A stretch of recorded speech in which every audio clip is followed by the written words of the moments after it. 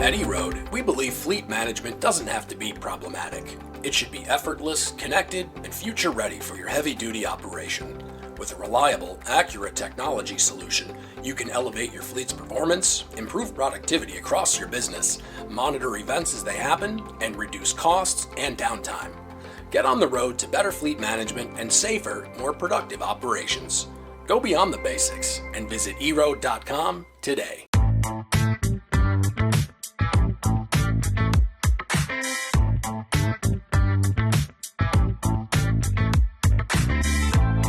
Welcome to Running on Ice, the coolest community in freight. I'm your host, Mary O'Connell, bringing you the latest tech updates, warehouse news, and everything happening in the cold chain world. Not only is there the coolest show in freight, but there's also Running on Ice, the newsletter that could not be colder. You can subscribe to that on freightwaves.com/runningonIce. Today, we welcome back Fred Wu, the CEO of Delta Track. Welcome back to the show, Fred. Yeah, thank you very much, Mary. Nice to see you again, and appreciate you bringing me back on the show. Anytime. We got kind of your background last time. So today we're just going to jump right in, just straight in, both feet, taking the plunge. And speaking of plunging, that is what, is it? No, rising. Global temperatures are rising. And that has really kind of put an impact and a potential strain on the cold chain industry because, now that we've had some of the hottest summers on record, more things have had to move via cold chain. And, we're seeing all these different pressures on it. How is Delta Track kind of leaning into this rising temperatures and kind of, how are you guys handling it? Yes. So, as you're aware, we've been in this business for about the last 35 years. And, we have a very close relationship with all of our customers. Now, especially like in the produce industry where we have the most challenges, mainly because this is refrigerated, highly perishable commodities. These commodities are being shipped all over the world depending on the time and the seasonality of these crops. So with the global warming, it's not just the transportation phase, but it also has a significant impact prior to the transportation. And this is, where, the weather conditions change. So they may have to have a earlier, harvest or a later harvest. If the temperature rises too quickly that did not anticipate, they really have to hurry up and harvest the crop. Because one of the things that maybe is not well aware, by the consumers is as soon as you cut the fruit off the vine or the tree, that's when the shelf life starts deteriorating, right? And you cannot, reverse that. So we call it cut to cool, which is the time that you harvest the fruit to the time that you actually cool the fruit down to its optimum temperature, where you'll be able to then manage the best shelf life of that commodity. So in actuality, that's basically where the cold chain, actually starts at the time that you, cut the fruit off the vine. And, with the global warming, because there are so many things that we do not know. And I think during the COVID and right after COVID, we talked about the new norm, right? Everybody was talking about the new norm. The new norm is basically what we don't know that we have to create. So I think this is where, the biggest challenge is because we don't have any history of what's going on right now. And therefore, we have to kind of rebuild that particular, data for us to make an informed decision. Now, we can't wait another 2 or 3 or 4, years to build that data. So what everybody now is shifting to is to do real-time data analytics and real-time visibility. So it's not just in the transportation phase, but also in the preparation of the transportation of the perishable commodities. And this is, what we have been doing at Delta Track to provide that visibility in real time, even before the product is, entering the supply chain, and then to continue that particular visibility, from one end to the last mile. So this is one of the areas that we have been focusing on that I think the industry has embraced significantly to use of the technology to be able to see that particular events happening that may not be the same type of parameters that they have engaged prior to the global warming type of aspects. I know this is wildly impractical, but I would love for there to somehow be, again, it's wildly impractical and never, in no way could it ever work, but in my head, it's a great solution.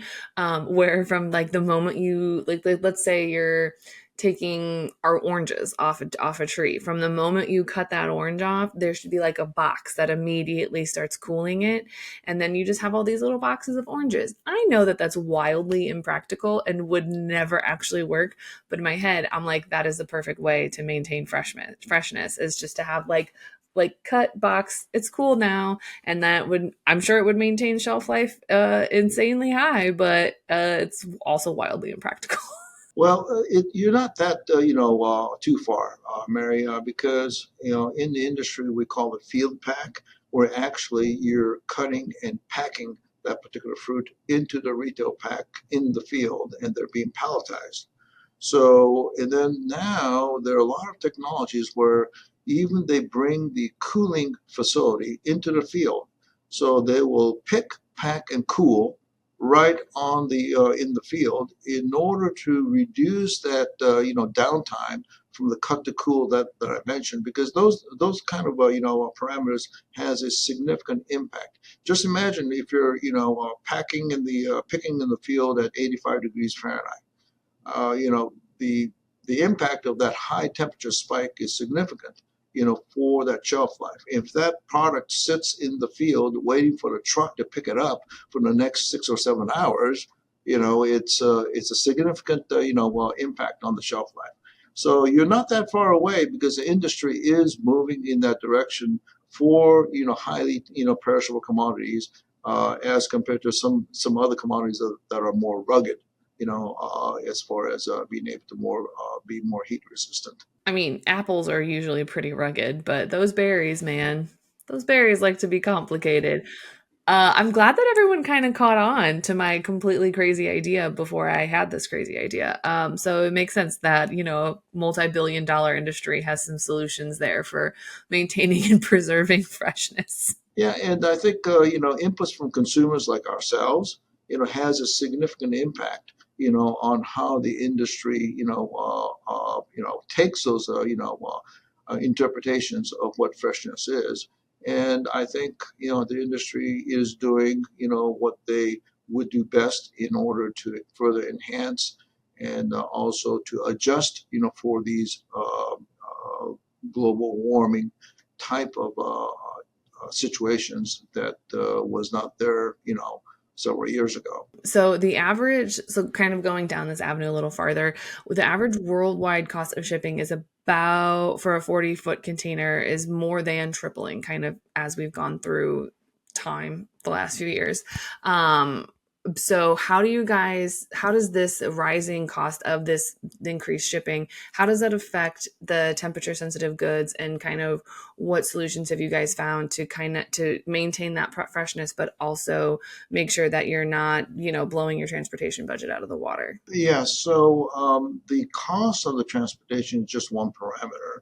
But obviously the value of the commodity, in that particular container, is also a huge aspect of the risk.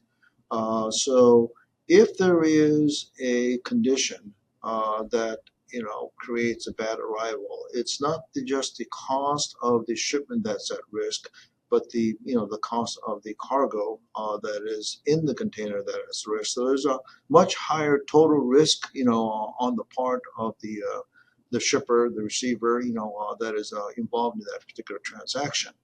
So, in order for us to be able to reduce the risk, being able to see what is going on in real time, provides the opportunity to avoid that risk or take corrective actions, or actually, make some changes in the decision of what to do with the cargo because of certain conditions even before it arrives.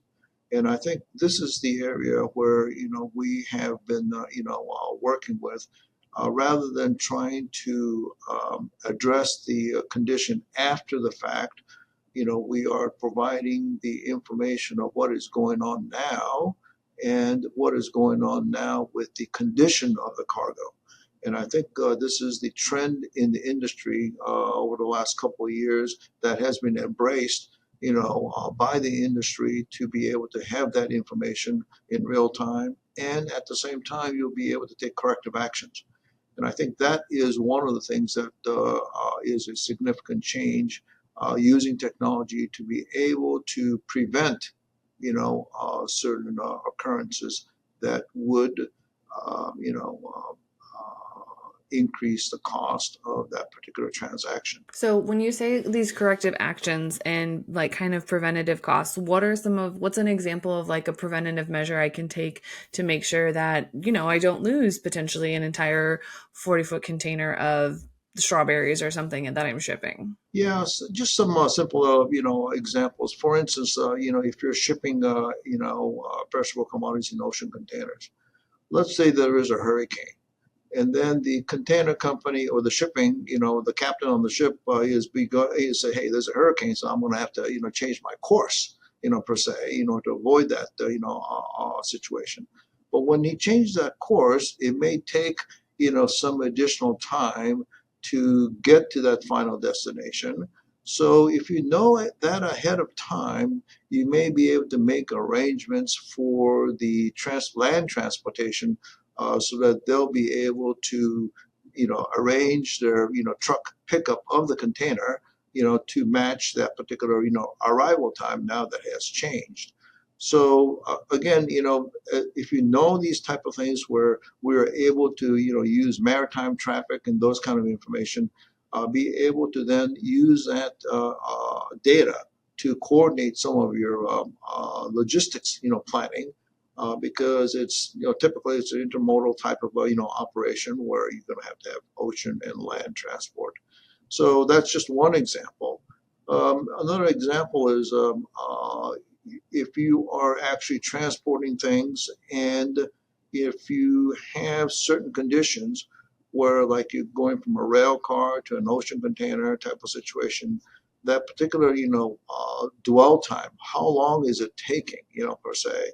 And if you do see that there is something occurring that, oh, okay, well, I'm going through the Suez Canal, I see my, container still at the canal, but then the ship is already moving on. What happened here? This is a real life situation where they left the container in the Suez Canal, when they were transferring the container from one vessel to another vessel. So again, having these kind of real-time visibility of either the location or the condition, of the cargo being handled will avoid, unnecessary risks, especially when the cost of these particular, transit conditions has, like you said, tripled. So you can't avoid the price increase, but you could avoid, taking, minimizing the risk, of that investment not being, fulfilled properly, in the manner that you would like to have the end result. That actually makes a lot of sense because if you are able to kind of stay ahead of things and know when a possible problem is going to happen, like you were saying, for example, if something gets delayed going through the canal or on a ship, knowing when it gets delayed, you can kind of arrange for that better versus just having a truck sitting there going, well, the boat's not here. What do you want me to do? Because that's not really helpful for anyone involved. Correct. Yes. So, there are some cool things coming around in the, no pun intended. There are some cool things coming in the cold chain world. What kind of innovations are you seeing that you're kind of excited about, or what ones do you see that could really be like a banger of a solution? Like this one's going to solve a majority of people's problems. Yeah, so over the years, in my personal experience, one of the biggest things that I think I've put interest is basically the way that we manage and monitor shelf life. And shelf life of a commodity, especially for perishable commodities in the produce industry. We always do the inspection at the time of receipt, per se, and we kind of gauge the quality of that particular, fruit upon arrival. So you could look at the color, you could look at the texture, you could do, Brix meters for the sweetness and things of that nature. But it really doesn't, tell you how did that fruit get to that point, because you're only inspecting that particular fruit at that one point. And there is a, terminology called a hidden shelf life, because if that particular fruit, like what we talked a little bit earlier, was sitting in the field for 6 or 7 hours before it was picked up by the truck, going back to the packing shed into the cooler, that shelf life of that product may have, deteriorated at that point in time. So when it arrives at, let's say, the retailer's distribution warehouse, they do the inspection, everything passes, but then all of a sudden, like, we as consumers, we buy something that looks good in store, but then some strawberries may last you 4 or 5 days. Others, you start to see this mold coming out or this bruising coming out the second day that you just got it.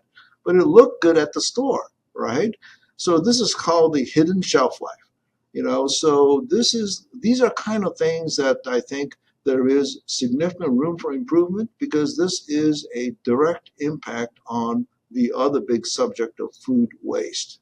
Yeah, I'm sorry. Yeah, so I think that is one of the areas that I have a significant interest, and we've been working on this particular type of data analytics that is now going to be uh, uh, available for the industry to use, to be able to integrate and connect different data from the field during the supply chain and between the, DC to the store application. So we as consumers, at one point in time, we may be able to scan a, label and say, what is the real shelf life of this particular product, rather than what is on the label.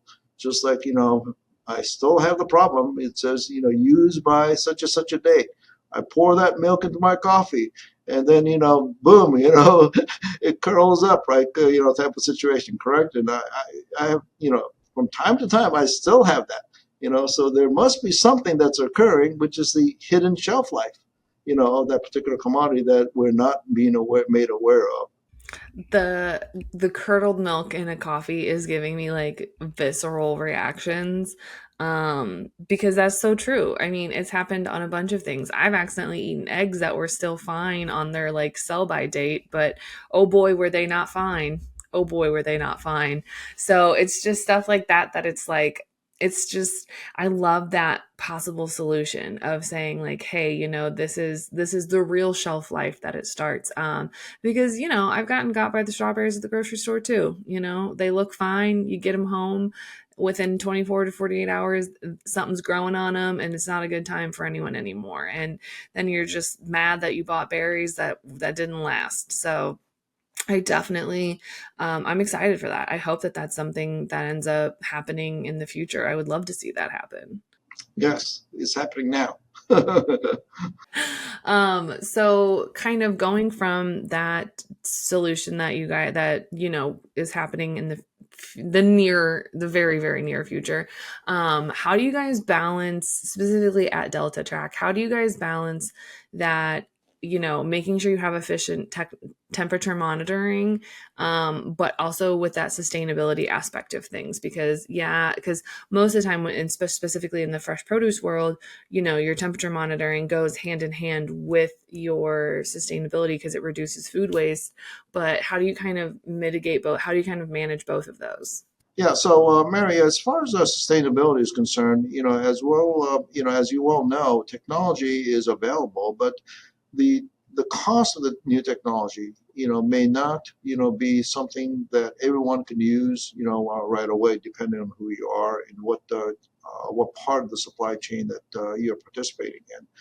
So I think one of our job here is to see how we could make the availability of new technology that would help the industry more sustainable. So in our commercial offering, what we do is we would offer all of our customers, both shippers and receivers, to participate in handling in a recycling program where we have thousands and thousands of these tracking type devices that is used in the industry. So what do you do when it arrives? They all have batteries, type of situation. And depending on the type of battery, they're considered as hazardous material. So we've actually partnered with a lot of retailers to actually have a recycling program of all these electronic devices that comes into their facilities. And we would collect all of them regardless of the brand, and we would actually sort and recycle these units, along with certain other manufacturers, even though, they're competitors of ours.